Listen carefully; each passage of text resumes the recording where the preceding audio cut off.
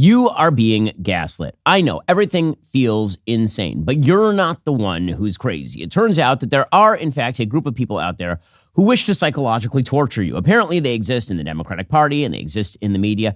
They are telling you lies, and then they are telling you that for you to doubt those lies means that you are somehow crazy. The latest iteration of all of this is the Trump convictions on nonsense felony charges in New York City. Now, anyone who watched that trial closely understands how stupid this entire case was. The entire case was predicated on the idea that Donald Trump falsified business records in 2017 in order to cover up some sort of payments to Stormy Daniels and Karen McDougal in 2016 in advance of the election. No federal crime that could be charged by the state prosecution was actually available, because the reality, of course, is that the Federal Elections Commission had investigated all of this and found nothing that was particularly noteworthy. But the prosecutor, Alvin Bragg, decided that he was going to bring a charge against Trump, a felony charge, come hell or high water, because he was going to get Trump. He said this as early as 2021. The judge in this case, Judge Juan Merchan, he made very clear throughout the case he wanted Trump convicted. He basically colluded with the prosecutor in order to craft charges in such a way that they could avoid the jury's scrutiny.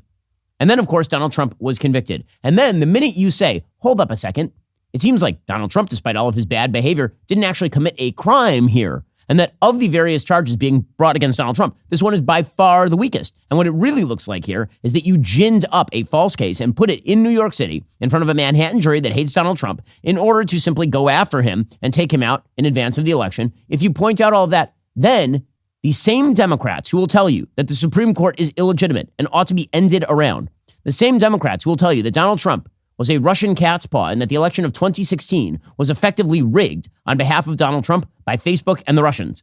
Those same people will tell you that you are undermining America's institutions if you point out that this prosecution of Donald Trump is crap. Those exact same people. And this is led by the leader of the Injustice Society, Joe Biden. So it is hard to think of a person in American politics who has escaped the wrath of justice more often than Joe Biden or members of his family. Joe Biden has spent his entire political career being as corrupt as the day is long. Joe Biden has used his political position in order to enrich every single member of his family, his brother, his sister, his kids. Joe Biden has spent his entire career using his taxpayer-funded position in order to facilitate wins for members of his family, including tens of millions of dollars to his derelict drug addict son, Hunter. And yet he's out there specifically claiming that he believes in the rule of law. This is the same president of the United States who was recently let off the hook by his own Department of Justice, not because he didn't commit crimes related to mishandling of classified information. He clearly did. He was instead let off because he was deemed effectively senile by Robert Hur, who was the prosecutor at the DOJ. And now the DOJ is trying to claim under Merrick Garland that we can't even hear the tapes of the transcripts between Biden and Robert Hur, because somehow that would violate confidential procedures at the DOJ, despite the fact that we have the entire text of the transcripts. We cannot actually hear the tape because we might actually hear this doddering old fool. So he is covering up a cover-up is basically what has happened with regard to the classified information. But don't worry, if you doubt the rule of law, then that's because you're bad. Right now, Hunter Biden is about to start his trial today on federal gun charges. You'll recall that he lied on a federal form, Hunter Biden, and said that he was not addicted to drugs. He was, in fact, addicted to drugs, and then he bought a gun, and then he proceeded to toss that gun into a dumpster. His girlfriend at the time, who was his late brother's widow, so again, all sorts of wonderful things happening inside the Biden family, she actually took the gun away from him, and it ended up in a dumpster. It ended up in a dumpster near a school, and then Secret Service attempted to cover all of that up, and yet we're supposed to believe that all of this is on the up and up. Then the DOJ tried to cut a sweetheart deal under Merrick Garland with Hunter Biden, whereby the gun and drug charges would be directed towards some sort of outpatient treatment facility. And in the middle of that deal was buried a quiet provision that suggested that all of Hunter Biden's tax charges would also disappear. And only because the judge in that particular case looked at that settlement agreement and said, what the living hell? I've never even remotely seen anything like that. Only because of that was the deal scuttled. And that's why Joe Biden's son is on trial. Well, by the way, Joe Biden has decided to up the ante in terms of his defenses of Hunter. You'll recall that he spent the last several years saying that Hunter did nothing wrong. Hunter is the smartest person he knows. Well, now, in the last week alone, the president of the United States this upstanding member of the Institutionalist Caucus, the man who stands up for the rule of law.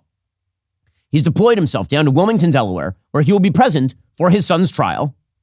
Also, about 6 days ago, he traveled over to visit with Hallie Biden, who is the key witness in the gun and drug charges that are being brought against his son, which looks a little bit like when witness tampering, like just a little bit. Hallie Biden is expected to be called as witness number 3 when prosecutors for special counsel David Weiss's criminal gun case against Hunter Biden start their trial on Monday in Delaware. The White House, of course, denied that had anything to do with with Joe's visit to Hallie. Apparently, they just get together and they play bridge or something.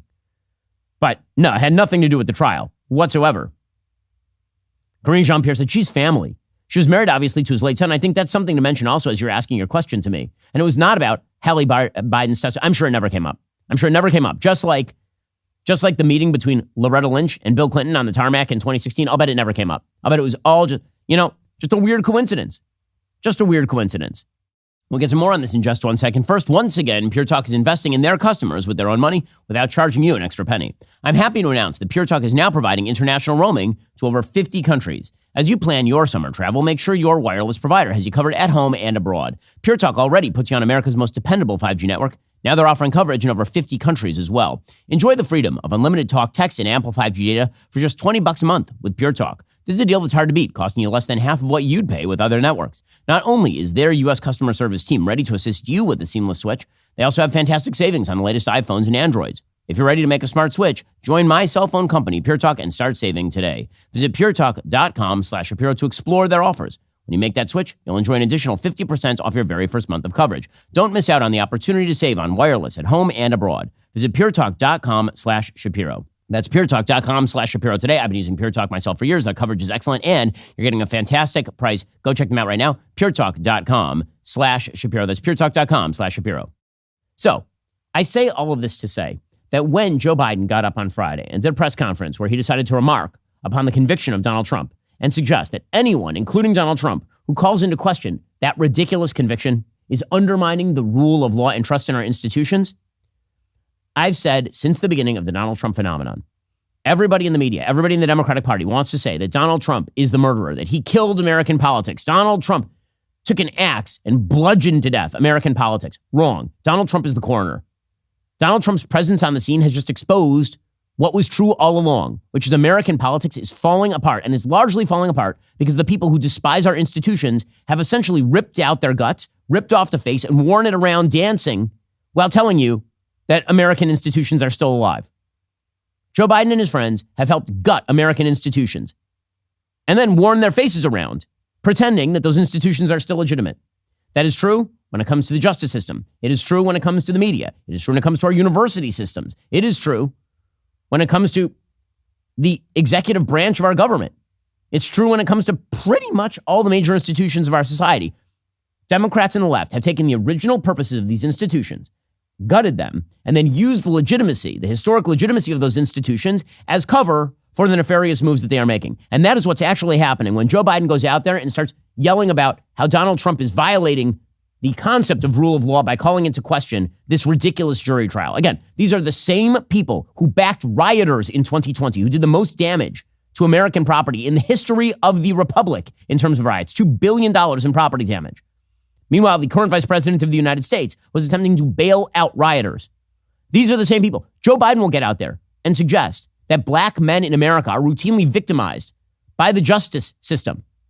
He went to Morehouse College, where people are literally graduating from a pretty good college, and tells them that they are indisputably behind the 8 ball when it comes to the justice system in the United States, but which undermines rule of law in pretty significant ways. But when it comes to Donald Trump being brought up on clearly tricked up charges, then if you doubt that, then you are against the rule of law and you are a threat to the republic, my friend. All of which seems to suggest that all the amount of projection by the Biden administration, by the left in this country, is astonishing. It's why everyone feels like they're going crazy.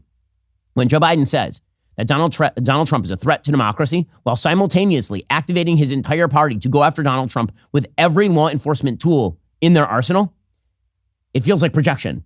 When he says that Donald Trump is a threat to the rule of law, while he himself with his family have avoided the scrutiny of rule of law for decades and are currently doing so right now. It feels like projection. So here is a little bit of projection over the weekend. So Joe Biden, this is late on Friday afternoon, he says that the conviction of Donald Trump means that the rule of law was reaffirmed, which legitimately very few people believe. Before I begin my remarks, I just want to say a few words about what happened yesterday in New York City. The American principle that no one is above the law was reaffirmed. Donald Trump was given every opportunity to defend himself. It was a state case, not a federal case, and it was heard by a jury of 12 citizens, 12 Americans, 12 people like you. Weird, because I feel like if this had been one of the media's favorite race cases, say a white police officer and a black pseudo-victim, and that if the officers had been let off the hook, then what we would get is lectures about how terrible the American justice system is, how it is disproportionately affecting a percentage of the population. That's what we would get from the equity crowd. But when it is his political opponent, the guy who is leading him in the swing state polls, then all of a sudden, the rule of law has worked perfectly. Weird. How strange. How strange. Here is Joe Biden continuing along these lines, saying that it is dangerous and irresponsible for Trump to say that the trial was rigged, even though, by the way, hush, hush, it was rigged. It was rigged in every way it is possible to legally rig. Rigging has two different meanings. Rigging is like you bribed somebody. But there's also legal rigging, meaning nothing explicitly illegal happened, but the thing was rigged. And when you go to Manhattan to file these charges in a district where Donald Trump won maybe 7 votes in the entire district, that is a form of rigging. When the prosecutor in this particular case was swearing in 2021 that he was going after Donald Trump, that's rigging. When the judge gave money to a Stop Trump group and his daughter makes money off of Democratic activism, that is a form of rigging. All of this is a form of rigging. To pretend that that's not rigged it's totally insane. But here is, again, Joe Biden projecting. He says, how dare you say that it's rigged? How dare you say these systems are rigged? Meanwhile, he claims the entire Supreme Court is rigged. And it's reckless. It's dangerous. It's irresponsible for anyone to say this was rigged just because they don't like the verdict. Our justice system has endured for nearly 250 years. And it literally is the cornerstone of America, our justice system. The justice system should be respected, and we should never allow anyone to tear it down. The justice system should be respected. This man literally says in every stump speech now that even though the Supreme Court has told him that he is not allowed to relieve student loan debt, he does not have the executive authority to do that, he is ending around them. He says it in every single speech. Again, the reason this is upsetting is because no one likes to feel gaslit. The term gaslighting comes from an old movie called Gaslight with Ingrid Bergman, in which she plays a wife of Charles Boyer, and Charles Boyer is trying to drive her crazy. So every night he turns down the gaslight on the stairs, and she then tells him that the gaslight seems to be going down all the time. And it turns out that, of course, he is trying to drive her crazy. Okay, that's what's happening right here. Joe Biden and the rest of the media are trying to gaslight us. And you can feel it.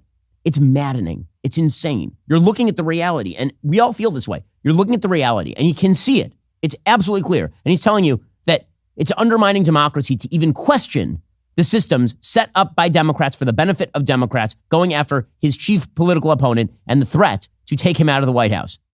There's more on this in just a moment. First, Grand Canyon University. It's a private Christian university in beautiful Phoenix, Arizona.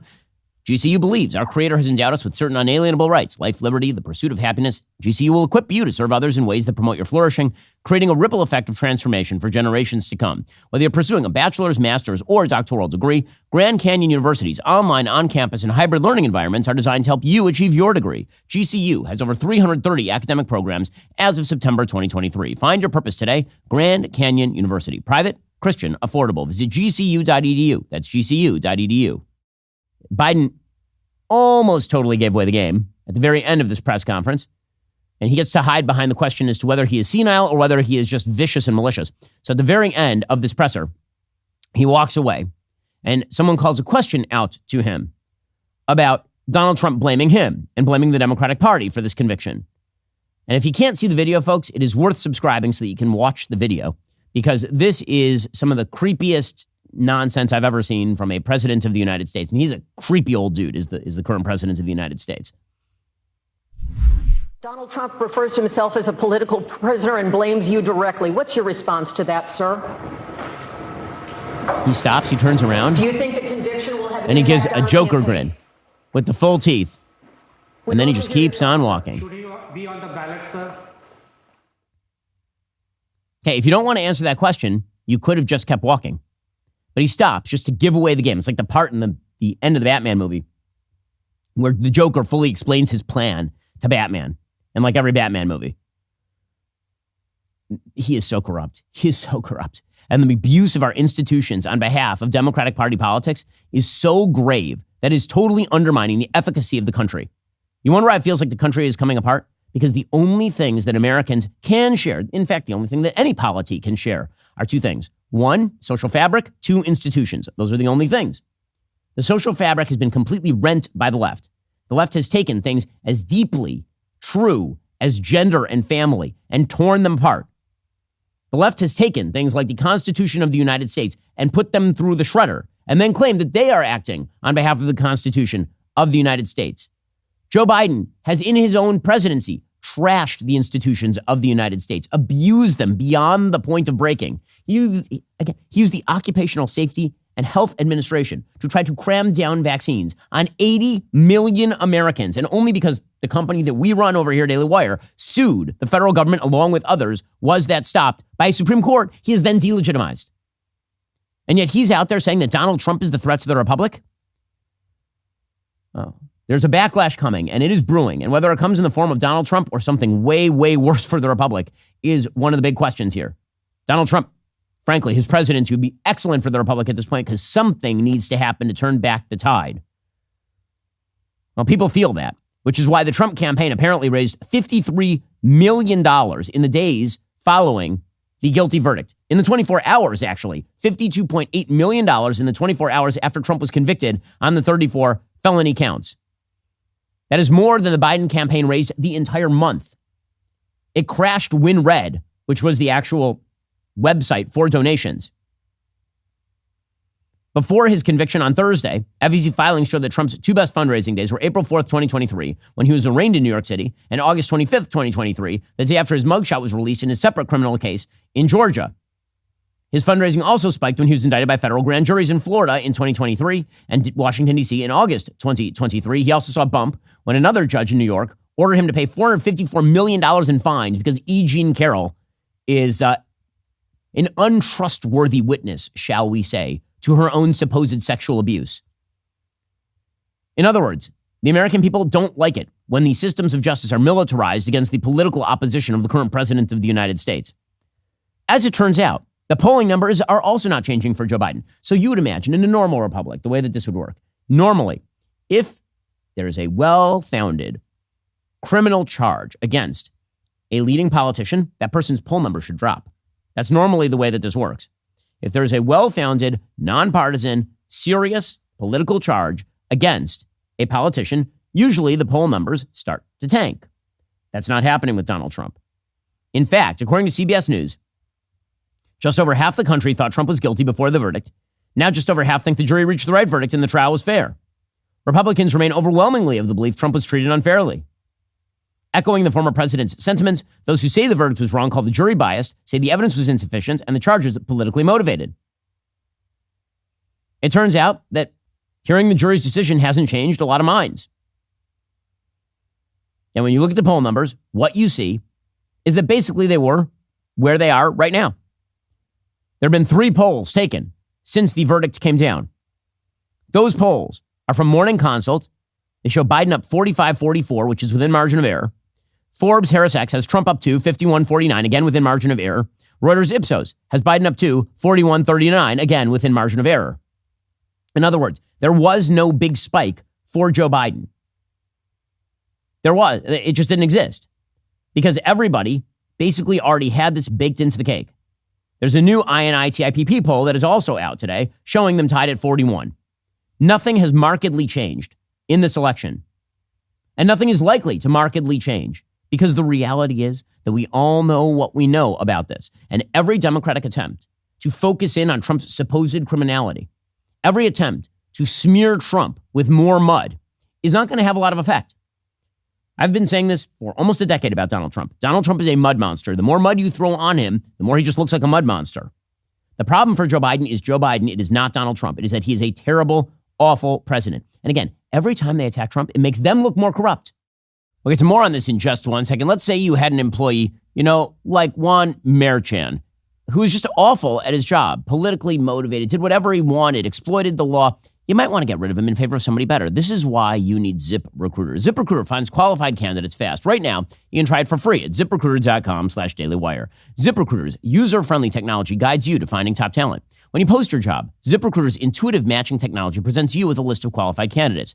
Once you've reviewed your list of qualified candidates, you can swiftly invite your top choices to apply. This streamlined process encourages them to apply sooner, allowing you to fill that role faster. Amp up your hiring performance with ZipRecruiter and find the best talent fast. Just go to ZipRecruiter.com/dailywire. Try it for free. Again, that's ZipRecruiter.com/dailywire. ZipRecruiter is indeed the smartest way to hire. We've been using ZipRecruiter at Daily Wire ourselves for years because obviously we have the world's best employees, but we always want to get better. So go check them out right now at ZipRecruiter.com/dailywire. That's ZipRecruiter.com/dailywire to try them out for free and make your employee base even better than it already is. When they trot out people like Adam Schiff, the representative from California, who made bank during the Trump administration by going on CNN every single night and claiming that just around the corner was the nefarious evidence of Donald Trump working for Vladimir Putin. Remember, every single night, Adam Schiff out there saying this. And then leading impeachment efforts against Donald Trump on the basis of completely different stuff. Now they're trotting out this schmuck to suggest that Donald Trump should be thrown in jail. You think that's going to be a popular move, throwing your political opposition in jail? Adam Schiff is saying this after abusing his access to intelligence information? The one who should be in jail is Adam Schiff in all likelihood. And yet here he is again. And if you say that, then you're doubting the justice system, which you're not supposed to do. Again, the gaslighting is so strong. Here's Adam Schiff saying it's not dangerous to jail Trump. It's good to jail Trump. Do you think it would be dangerous for the country if Donald Trump were sentenced to jail? No, I don't think it'll be dangerous for the country. And we have seen Trump urge mass protests outside the courthouse that never materialized. But nevertheless, this is, I think, what Donald Trump is aiming for. This is essentially his threat that if he gets jail time, that he's going to encourage his supporters to rise up. And we saw the very, deadly results of that on January 6th. The very deadly results of that on January 6th. Again, the only person who was killed on January 6th was Ashley Babbitt, who was a rioter, who was shot by a cop. Adam Schiff. And then Adam Schiff says Trump got due process. Adam Schiff. I'm not going to take lectures on rule of law from Adam Schiff, the most pathetically corrupt member of the Democratic Party when it comes to Donald Trump. It's just ridiculous. Well, first, in terms of Lara Trump's interview and her complaining about the case being tried in New York before a New York jury, if you don't want to be tried in front of a New York jury, then maybe don't commit so many crimes in New York City. It's pretty simple. And that jury was selected in part by Donald Trump and his attorneys. They vetted each of the jurors. He had every right that every other criminal defendant has in that courtroom. And they found, this ordinary jury of peers found him guilty on every single count. So if you don't want to be tried in New York, don't commit crimes in New York. But he got the same due process as any other person. And that's exactly the way it should be. Actually, he didn't get the same due process as every other person, at least New York style. If he had literally shot somebody or shoved them in front of a subway in New York City, they probably would have let him off easier than what he didn't do in New York. Again, here's the thing. If you're going to claim that you are for rule of law, you actually have to be for the rule of law. You have to be a trustworthy source. Forgive me if I don't see Alexandra Ocasio-Cortez as a trustworthy source on the veracity of the justice system. Here she was saying, well, the justice system works perfectly for not. Name a criminal defendant other than a Republican who AOC says that the justice system has worked well for. They don't exist. But she's wearing her smart people glasses. Those are the costume glasses she got over at the Five and Dime in order to demonstrate that her IQ is above that of room temperature, which it is not. Despite the initial statements trying to politicize this verdict, saying that it was somehow partisan or Democrats or what have you, Donald Trump was convicted by a jury of his peers that were people here in New York. Unbelievable. She's going to lecture us about the rule of law. Alexandra Ocasio-Cortez, socialist extraordinaire and fan of Hamas, is going to lecture us about the rule of law while wearing her blippy glasses. Or maybe they can try out James Comey, the guy whose idiocy started all of this. If James Comey had actually just prosecuted Hillary Clinton back in 2016 for, mishandling classified documents, everything else falls into place. But he didn't. Not only did he not do that, that piece of work then went out and basically bled into the public sphere the claims of the lying Steele dossier, which was laundered by the Clinton campaign via Fusion GPS into the American justice system. So this clown, he's out there now talking about Donald Trump going to jail. Again, if you are going to restore the credibility of the justice system, let me recommend that you not trot out James Comey, Adam Schiff, and AOC to defend its veracity. Here's James Comey. Do you agree with that it would be difficult or nearly impossible for the law enforcement institutions to put him in actual jail? No, they would just put him in a double wide somewhere out near the fence, out in the grass. And he would eat there, he'd shower there, he'd exercise there, he'd be away, as Danya Perry said, from general population, but it's obviously doable. I'm sorry, having conversations with a smug person like James Comey, a horrible FBI director, without jailing Donald Trump is pathetic. We'll get to more on this in just a moment. First, when I enter my house every day, the thing that strikes me is how well the light comes into the room. This is like a big thing. When I checked out our house originally, how light flows, natural light into the room makes a big difference. But here's the thing. Right now, it might not be flowing in your house in an ideal way. Why? Because those ugly blinds. You need something better. Not only do blinds enhance the aesthetic of your home, they can also offer practical benefits. Blinds help protect your furniture and flooring from harmful UV rays that can otherwise cause them to fade. They can also help regulate the temperature inside your home and potentially help reduce your energy bills. In our studio, it can get very hot when the sun comes glaring through the windows. We got blinds in our studios from Blinds.com to help keep us cool throughout these hot summer months. You can do the same. With over 40,000 five-star reviews, Blinds.com is the #1 online retailer of custom window coverings. You can measure and install them yourself, or have Blinds.com send local professionals to take care of the installation for you. There's no showroom, no retail markets. No matter how many you order, installation is just one low cost. If you don't have an either design, Blinds.com experts are always available to help choose the style and color that's right for you. Everything they sell is covered by that perfect fit and 100% satisfaction guarantee. Check them out right now at Blinds.com. Save up to 40% for their Sunshine Savings event. 40% off for limited time at Blinds.com. Don't forget to tell them you heard about Blinds.com from The Ben Shapiro Show. Rules and restrictions may apply. Meanwhile, the good news is that the Democrats have the media to do all their cleanup for them. So George Stephanopoulos had on one of Trump's lawyers. His name is Will Scharf. Scharf was arguing that the Bragg case was clearly politically motivated and that, of course, this is all connected to Biden's campaign, which it is. These charges, these supposed charges, emerged in 2016, 2017. Now, I may not be a mathematical expert, but I can read a calendar. It is currently 2024. The statute of limitations on misdemeanor falsification of records in New York State runs after 2 years, which would have been 2019. This case was initiated in 2023. How strange. So here, right at literally 2 months after Donald Trump announced his candidacy again, the case emerged in New York. So Will Scharf is starting to point all this out. And George Stephanopoulos, who was literally the press secretary for the Clintons and is now an objective news journalismer on ABC's This Week. That is just something I will never get over. I will never get over the idea that we are supposed to respect our mainstream legacy media because they hire objective journalists like the actual honest-to-God press secretary for the Clinton administration. It's unbelievable to me. He is no different than Jen Psaki, except Jen Psaki, at least we all recognize a partisan hack. George Stephanopoulos has been posing as an objective journalist for 2 decades at this point. Here he is saying, I'm not even going to hear questions about the partisan nature of this prosecution. I'm not even going to listen to that. It's beneath me, says George Stephanopoulos, which would be a hell of a task since he's 4'2". Finally, what do you expect from the sentencing process? I vehemently disagree that the district attorney in New York was not politically motivated here, and I vehemently disagree that President Biden and his political allies aren't up to their necks in this prosecution.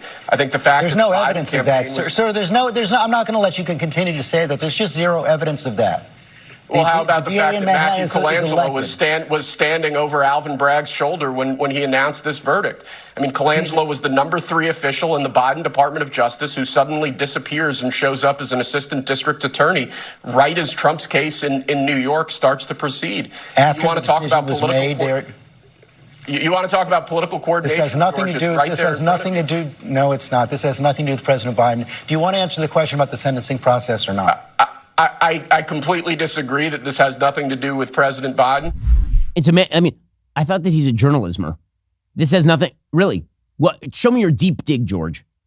Where's your deep dig? This has nothing to do. You're right. If Joe Biden weren't running for president, if Donald Trump weren't running for president, probably this would have been a trial that happened. Or alternatively, clearly that's not the case. But the gaslighting is, again, the attempt to drive you up a wall, the attempt to make you psychotic is so strong here. They're trotting out Maxine Waters. Maxine Waters literally loves riots. It's her favorite thing in the entire world. Race riots are her bread and butter. She's been doing this since the LA riots of 1992, when she called it the LA uprising. But here she is saying she's afraid Trump is divisive. Maxine Waters, who during the 2020 riots was out there saying that you should get up and in the faces of your political opponents at gas stations and such. A woman who is labeled by many nonpartisan sources the most corrupt person in Congress, given that she sits on the banking committee that regulates her husband's businesses. Here's Maxine Waters, again gaslighting you. Let me just say this. I'm worried that he's so divisive and that he's talking about retribution and they're talking about revenge. And he's going to do retribution. That's dangerous. He's even mentioned civil war at one point, talked about there would be bloodshed.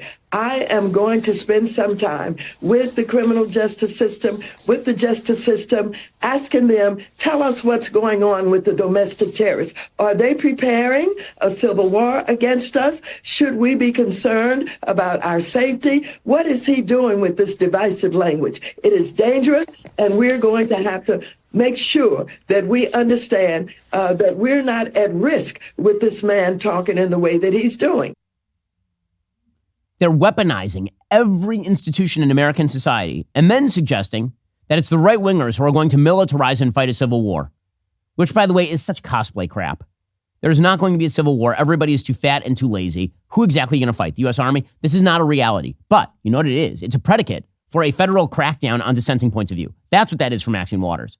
The reason that she and her allies are saying that sort of stuff is so if there's one breakout of violence anywhere, let's say they jail Donald Trump, and let's say that he then loses the election narrowly, and let's say that somewhere there is a riot or there is an act of violence, that will be the predicate for Joe Biden to crack down on political opposition. That's what that will be, and she is setting that up. I'm going to ask law enforcement to look into domestic terrorism. What kind of domestic terrorism do you think she's talking about? She's talking about Islamist terrorism? I don't think so. She's talking about white supremacist terrorism? I don't think it's that either. I think that she's talking about her political opposition.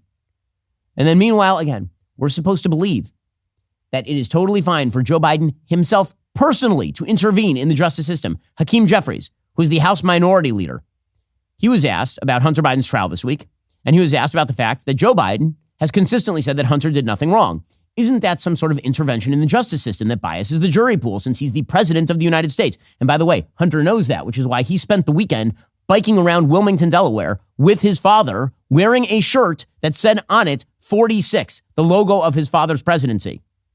I'm sure it was all a coincidence. But here's Hakeem Jeffries saying it's totally fine. So apparently it's really bad for Trump to decry his own conviction.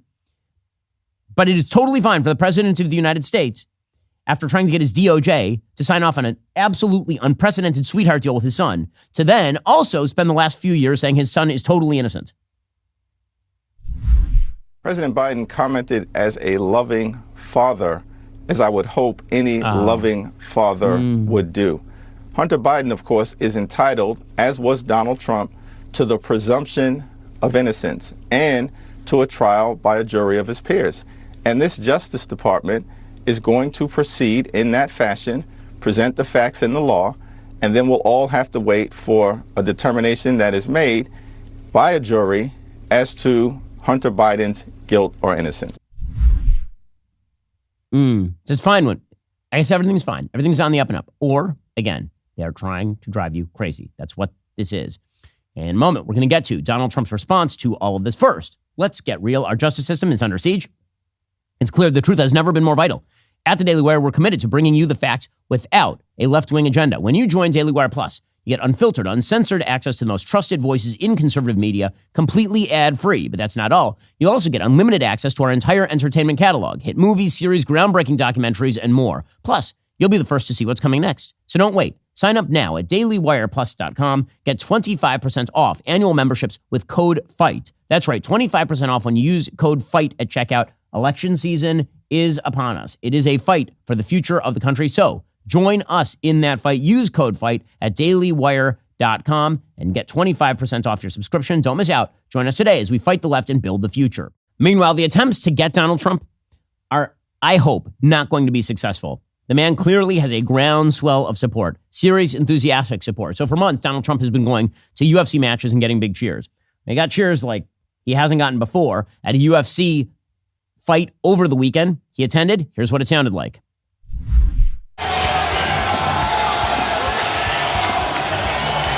Huge standing ovation as he walks into this UFC fight. He's in Newark.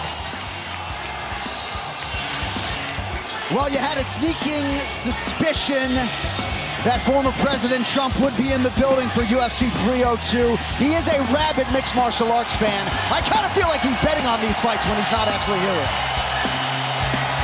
Boy, the round of applause he's getting right now is pretty staggering. And you had to imagine that's what was going to happen.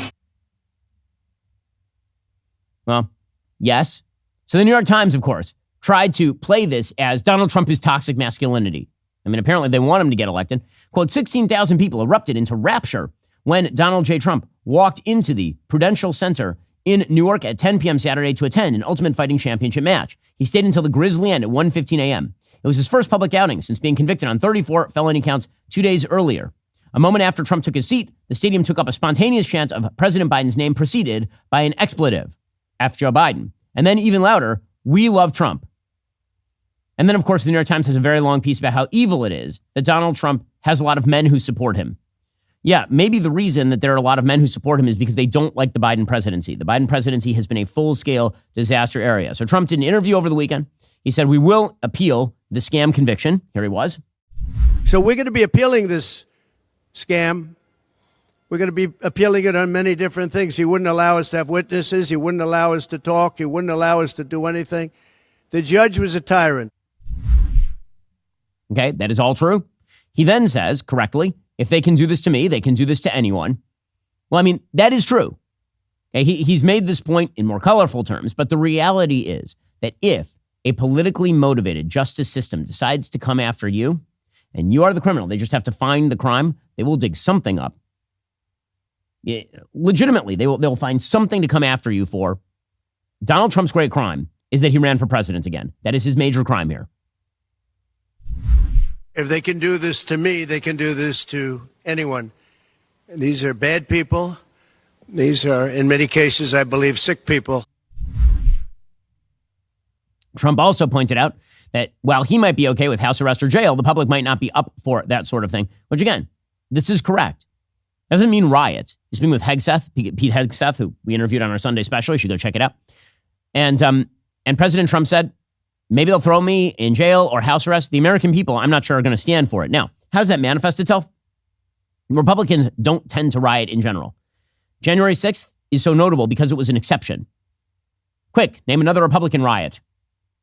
You can't. And that one was largely because President Trump was still president at the time and was physically capable of leading a rally from which a break apart went to the Capitol building. But if Donald Trump is not president at anything in Washington, D.C., you're going to see like wide scale, everybody's going to leave their jobs. See, the thing is, we Republicans, we tend to have jobs a lot. We're all going to take the weekend off and head on up to Washington, D.C. and disrupt the inauguration or something. That's something Democrats do in 2017. In any case, but Trump is right that on a general emotional level, the fabric of the country will continue to come apart.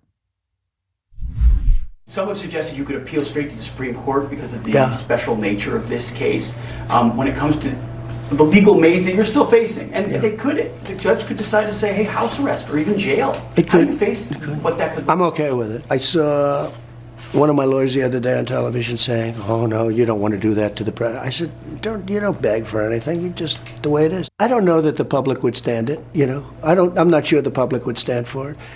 with a. You're saying if they tried house arrest or? I think it would be tough for the public to take. You know, at a certain point, there's a breaking point. Okay. In the end, however, with all the talk about Donald Trump's convictions, Donald Trump may be going to jail and all the rest, this election is not going to be a referendum on Donald Trump. This election is going to be a referendum on Joe Biden being the worst president in modern American history. Joe Biden is a truly god-awful president, a truly awful president. He surpasses, shockingly, Barack Obama in his level of awfulness. I mean, it is truly, his record is so astonishingly bad that Democrats, you should understand this. You think Donald Trump is a lummox, you think he's a bore, and you think he's a convicted felon. Donald Trump is winning right now. That's how bad your boy is. Come get your old man. He stinks. He's terrible. Doug Burgum, who's a prospective VP candidate for Donald Trump, governor of North Dakota, here he was over the weekend saying, listen, in the end, this election is going to come down to, like kitchen table issues, not to convictions, not to weaponization of the Justice Department. They were running for president and changing those business records to obscure donations to their own campaign. You know what I'm saying. This isn't just filing error. Well, I hear what you're saying, but most Americans cannot explain it. Many of the legal experts that stood on the curb outside the courthouse for 6 weeks can't explain it. So Americans are going to come back to the issues that affect them because this trial outcome doesn't affect them. The inflation affects them. It does. That is correct. That is correct. And the media can continue to insist that the trial outcome affects them, but that's not right. Unless the only thing affecting them is a generalized perception that the systems are falling apart. President Trump, over the weekend, he said, listen, when I'm president, I'll bring the country together. Why? Not because I'm a non-divisive figure, but because I'm good at the job. That's a pretty good case. People also say, can you bring the country together? And the answer is yes. Success will bring the country together because I had it together. Before the China virus came in, I had it together. We really had it together. And it would have stayed. I think it would have stayed. Everybody was doing better. The country was doing better than it had ever done. And we're going back to those same policies and then some. Okay, that's his campaign. That's his campaign. Joe Biden can sit out there and yell about how Donald Trump is a convicted felon over his affair with Stormy Daniels and pay off money to Karen McDougal and such nonsense. In the end, Donald Trump, we know what his presidency looks like before COVID. Okay, those first 3 years, good governance. Weird rhetoric, good governance.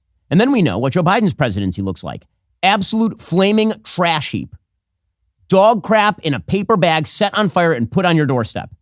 That is Joe Biden's presidency. We all know that. That's what this election is going to be about. And Joe Biden cannot escape that. He can try to make this about Donald Trump threat to democracy. It doesn't play. Because Joe Biden is more of a threat to the democracy than Donald Trump. He can try to make it about Donald Trump, convicted felon. And we all know that the convicted felony nonsense, it doesn't happen if this case were down in, say, Mississippi. It happened in New York City, where everyone hates Donald Trump. In the end, there's only one man who's currently president of the United States, Joe Biden. And he is absolutely horrible. He's horrible. Meanwhile, the Biden administration, remember, they're still in power. All the focus is on Trump and his various legal foibles and Judge Merchan and Stormy Daniels mouthing off, not in the way she usually does, but like in a different way. But the actual story is that the president of the United States is historically bad at his job. Honest to God, if you had to rank terrible presidents in American history right now, Joe Biden is top 2. He's top 2. It's like Woodrow Wilson, Joe Biden. James Buchanan might be in that mix, mainly because of his juxtaposition to the Civil War. But that's about it. Joe Biden has blown it on every front it is possible to blow it. Which brings us to the happiest month of the year, folks. It is the holy month of Pride, the holiest month on the American calendar, the month when we all pay homage to alternative sexual lifestyles. Now, nothing illegal about that. Shouldn't be anything illegal about that. But the Defense Department has decided to sign into the chat. So our Defense Department, which has been busily losing wars for the past 20 years, they put out a tweet saying, Pride Month is a time to come together to honor the contributions of LGBTQ plus minus service members. They got the full Pride Progress flag here. We are committed to ensuring and promoting an atmosphere of dignity and respect for all civilian and military personnel. Our enemies are quaking in their boots. Wow. The trans flag together with the logos of the branches of the American military. Now, to be fair to the Defense Department, that was actually the second iteration of this particular post. They'd screwed it up pretty bad. Their first post, it's supposed to be National PTSD Month. And so they actually put out a tweet with the Pride Progress flag saying that if you need mental health help, then the military is here for you. And turns out that didn't go out amazing. But this is our Defense Department now. So exciting, so exciting. And this is the country that Joe Biden has helped create. Remember, it was Joe Biden who originally floated the same-sex marriage trial balloon while he was vice president under Barack Obama. And it is Joe Biden who has facilitated the Queers for Palestine alliance that characterizes the modern left, which led to wonderful spectacles over the weekend like this in Philadelphia. So over the weekend, there was a pride parade, a parade in which people engaged in pride with regard to what has traditionally been considered sexual sin. And they were confronted by pro-Hamas protesters, which is fun. I will say I enjoyed this video. I enjoyed this video because who's more victimized? The bevies of gay people who are walking through Philadelphia not being victimized, or the bevies of pro-Hamas supporters who are literally out there standing on behalf of a terror group and are now holding up the gays. This is some wonderful, it's a victim off in Philadelphia. Here we go.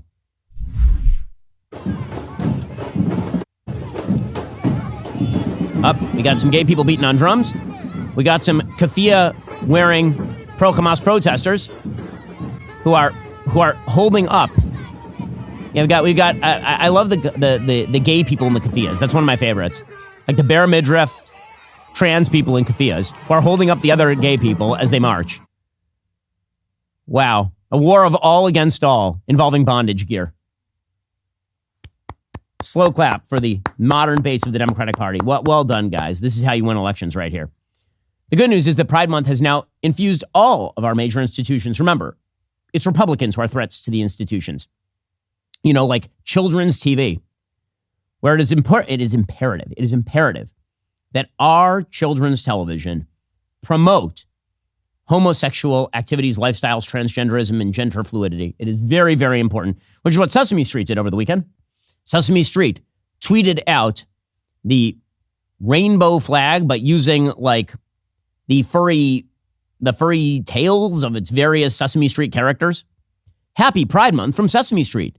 Today and every day, we celebrate and uplift the LGBTQIA plus minus divided by sign members of our community. Together, let's build a world where every person and family feels loved and welcome for who they are. Worth noting here that Sesame Street is a television show directed at 2-year-olds. Don't worry, folks. They're not coming for your kids. They're just totally coming for your kids on the radical left. Meanwhile, Miss Rachel, who's, I am told, a very popular YouTube personality for the childers, she was also celebrating Pride Month, Miss Rachel. So, perhaps you should not leave her alone with your littles because, again, perhaps you wish to teach your kids actual traditional mores.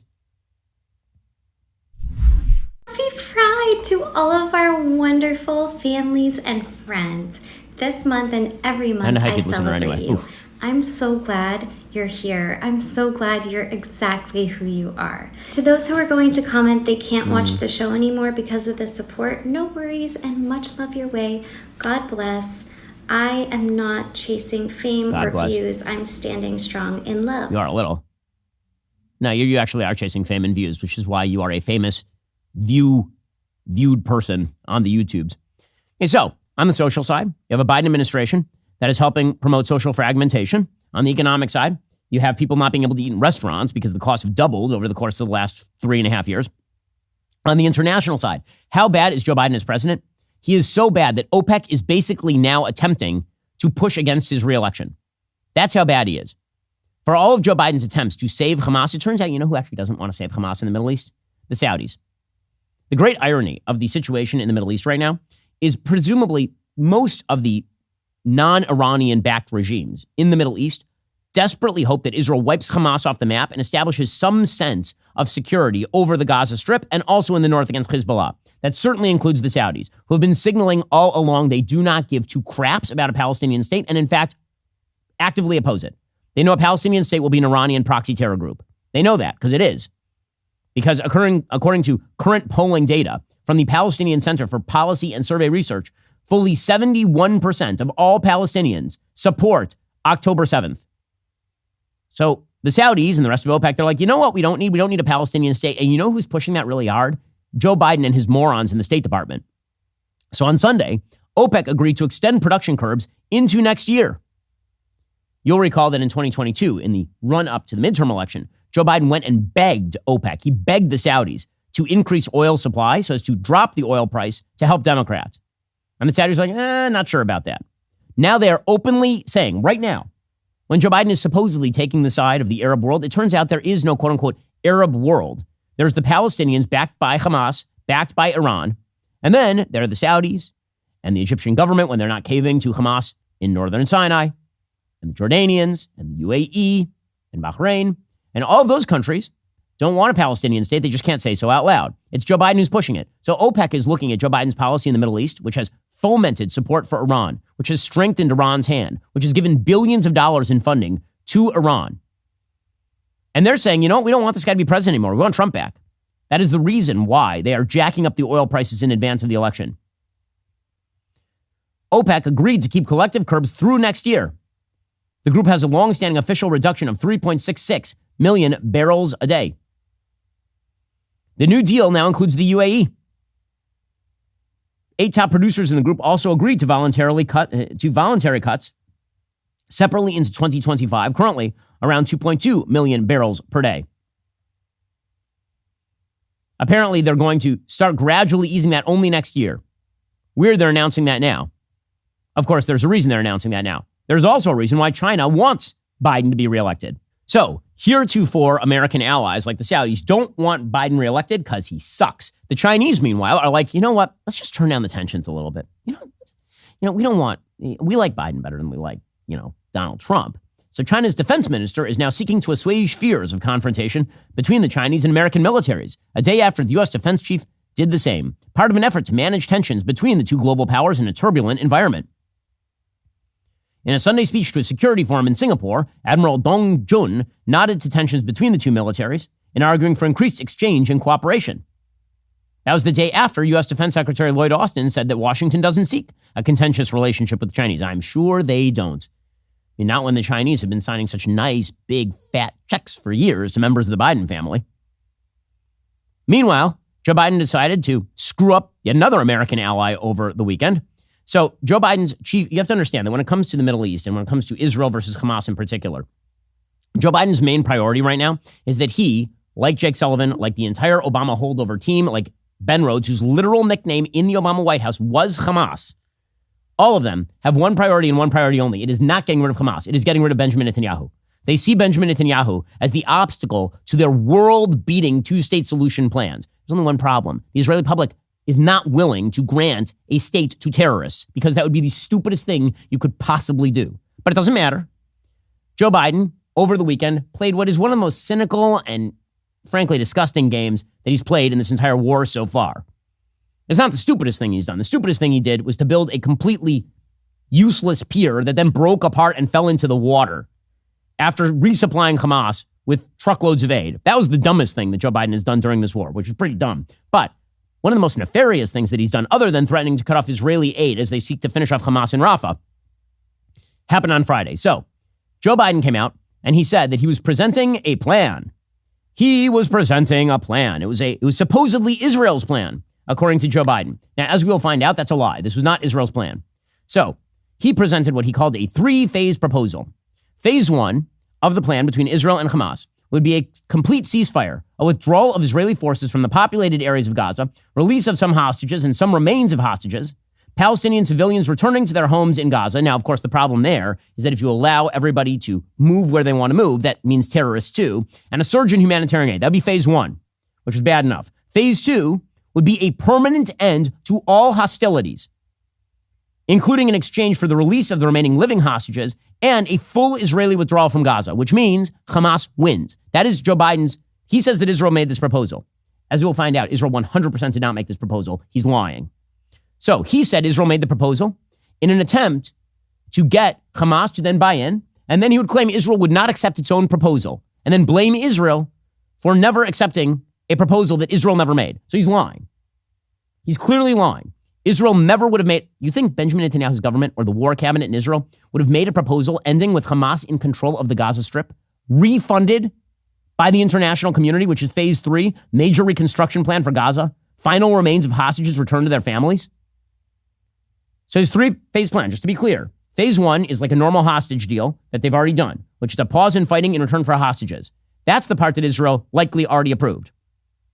Part 2 is the part where Biden just makes bleep up, just makes it up, and then says that Israel made it up. He basically takes Hamas's position and says that Israel was pushing for it. Phase 2 is a permanent end to all hostilities, leaving Hamas in place in exchange for the remaining living hostages. Israel will never in a million years do that deal. That is not a deal that Israel ever offered, but Biden lied about it, and you can tell he's lying about it. He's such a disgusting liar. Truly, it's gross. So here was Joe Biden on Friday laying out this ridiculous plan.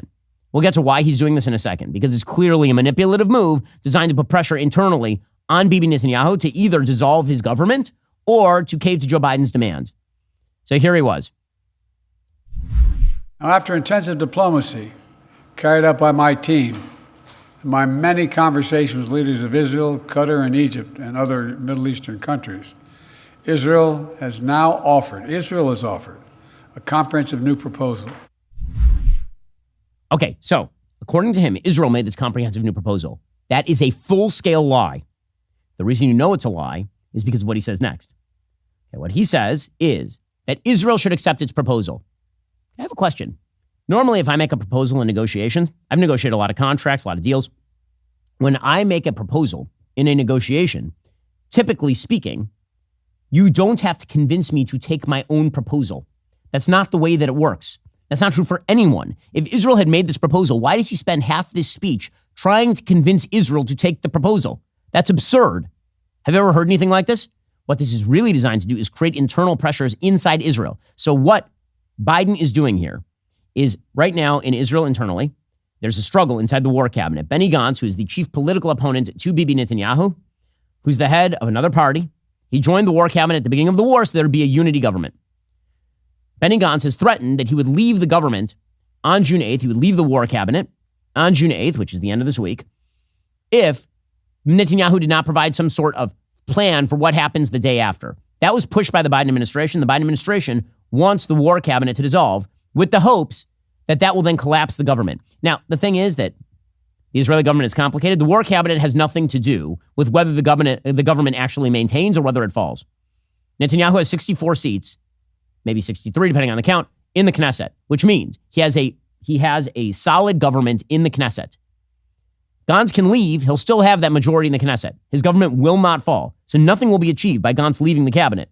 But the idea for Biden and for his color revolution in Israel is to create massive protests on the streets that would presumably collapse Netanyahu's government. That's what he's actually doing here. So in order to do that, he is lying. And he's lying in order to create pressure from both Bibi's left and Bibi's right. So from the left, he's putting out a deal that Israel never offered so that he can then claim that Israel reneged on its own offer and created tensions with the United States. So Bibi gets pressure from his left. On his right, he is hoping that by announcing a deal that no Israeli government could accept, Netanyahu's already said he would not accept any deal that would lead to Hamas still in retention of its faculties in Gaza.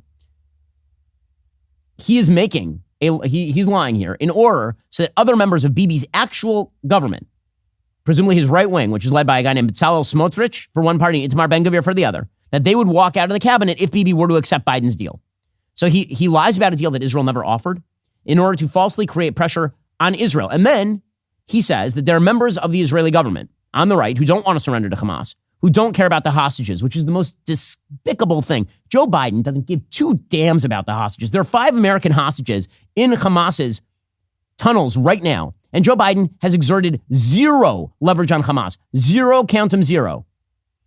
He has not threatened to cut off the American airbase in Qatar, which they cut out for Iran.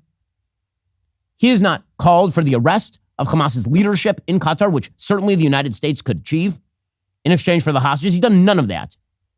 But here he was putting pressure on Israel because, again, Joe Biden, he is a terrible president with a perverse view of how the Middle East works.